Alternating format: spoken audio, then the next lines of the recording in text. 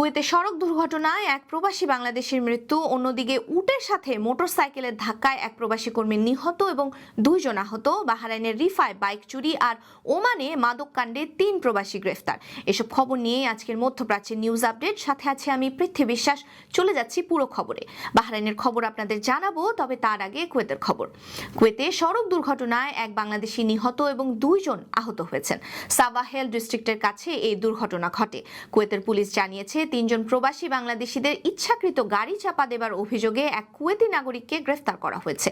দি আরব Times online জানিয়েছে, অভিযুক্ত Kuwaiti ব্যক্তি মানসিকভাবে অস্থিতিশীল অবস্থায় ছিলেন এবং ঠান্ডা মাথায় আগে থেকেই প্ল্যান করে তিনি এই হত্যাকাণ্ড ঘটান। পুলিশ তাকে প্রিমেডিটেটেড মার্ডারের দায়ে গ্রেফতার করেছে এবং তাকে জননিরাপত্তা বিভাগে হস্তান্তর করা হয়েছে। এই ঘটনার আরো বিস্তারিত তদন্ত চলছে এবং বিষয়টি নিয়ে আইনি প্রক্রিয়া অব্যাহত রয়েছে। প্রিমেডিটেটেড মার্ডার সাধারণ হত্যার চেয়ে গুরুতর অপরাধ হিসেবে গণ্য হয় এবং এর জন্য সাধারণত জোরালো শাস্তি, এমনকি ফাঁসি বা আজীবন কারাদণ্ড পর্যন্ত হতে পারে। অন্যদিকে কুয়েতে উটের সাথে মোটরসাইকেলের ধাক্কা লেগে এক প্রবাসী কর্মী নিহত এবং 2 জন আহত হয়েছেন। দেশটির উত্তর অঞ্চলের ফালা রোডে এই দুর্ঘটনা ঘটে, যদিও আহতদের একজন সম্পূর্ণ আশঙ্কামুক্ত। রাস্তার মধ্যে হঠাৎ করে উট এসে পড়ায় এই দুর্ঘটনা ঘটেছে বলে আরব টাইমস খবর দিয়েছে। তবে নিহত এবং আহতরা কোন দেশের নাগরিক সেই বিষয়ে কিছু জানা যায়নি। ঘটনাস্থলের সামনে দিয়ে যাবার সময় একজন বাংলাদেশি প্রবাসী আহতদের উদ্ধার করে ক্লিনিকে পৌঁছে দেন এবং পুলিশকে ঘটনার বিষয়ে সাক্ষ্য দেন। বাহরাইনের রিফা এলাকায় একটি ডেলিভারি অ্যাপের বাইক চুরির ঘটনা ঘটেছে। গত 2রা ফেব্রুয়ারি রাত 3:30টায় রিফার একটি এলাকায় এই ঘটনা ঘটে। রিফার একটি রাস্তার সিসিটিভি ফুটেজের ভিডিও রেকর্ডে এই ঘটনা ধরা পড়ে। সিসিটিভি ভিডিওতে দেখা যায় একজন লোক হুডি পরে হেঁটে মোটরসাইকেলের দিকে এগিয়ে আসছেন। এর থেকে ধারণা করা হচ্ছে যে চোর আগে থেকে মোটরসাইকেলটির দিকে নজর রাখছিল।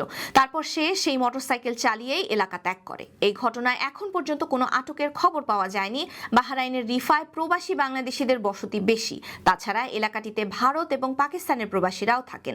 ফলে এমন চুরি প্রবাসীদের দুশ্চিন্তার কারণ হয়ে দাঁড়িয়েছে।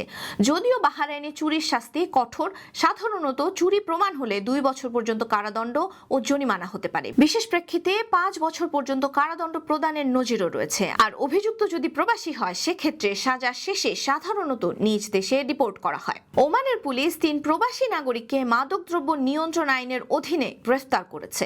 অভিযুক্তদের বিরুদ্ধে মাস্কাট গভর্নরেট এলাকায় বিভিন্ন ধরনের মারাত্মক মাদকদ্রব্য বহনের প্রমাণ পাওয়া গেছে। তদন্তে জানা গেছে তাদের উদ্দেশ্য ছিল এসব মাদক বিতরণ এবং বিক্রি করা। গ্রেফতারকৃতরা সবাই এশীয় নাগরিক বলে জানানো হয়েছে, তবে তারা কোন দেশের নাগরিক সে বিষয়ে কোনো নির্ভরযোগ্য তথ্য পাওয়া যায়নি। পুলিশ এই ঘটনার পর আইনি কার্যক্রম সম্পন্ন করার কাজ শুরু করেছে। ওমানে মাদক আইন অত্যন্ত কঠোর এবং শাস্তি ভোগের পর সাধারণত প্রবাসীদের নিজ দেশে ফেরত পাঠানো হয়। এই ছিল আজকের মধ্যপ্রাচ্যের নিউজ আপডেট।